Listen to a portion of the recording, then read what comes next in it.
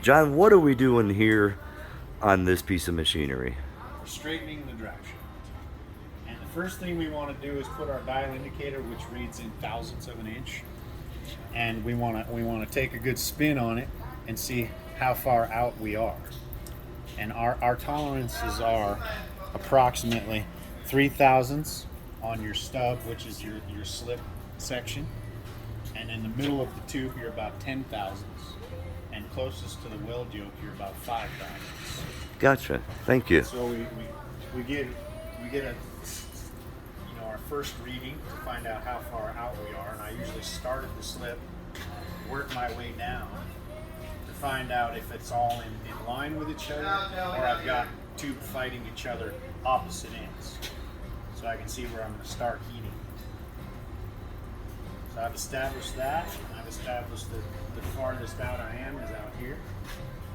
So I get my handy dandy oxyacetylene torch. Don't do this too much. And I start on the highest point.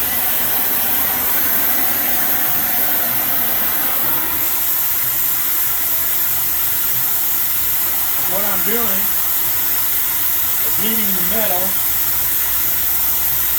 and as with all things, when you stick fire close to them, they move away from you. So you heat the tube, and then shrink it back with the water to try and get the desired tolerance.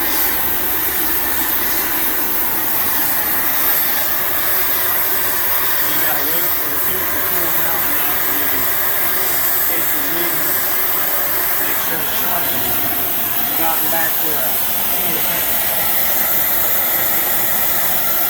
So if we look now, we can see that it's moved almost to what I need.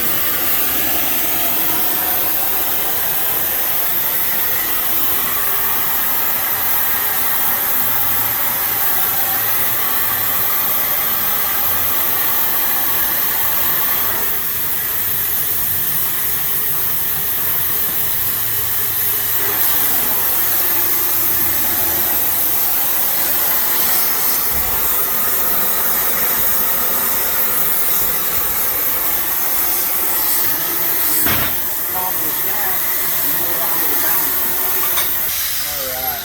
So you just We're just sanded it polishing out and polishing it? the heat marks so that when you paint it, it has a better appearance.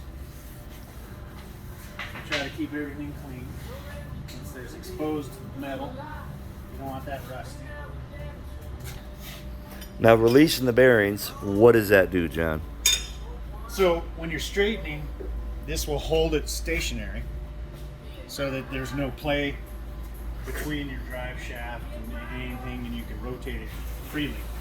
And then as you unlock it, now the bearings are free to move so that as you spin it, you can balance the imperfections out.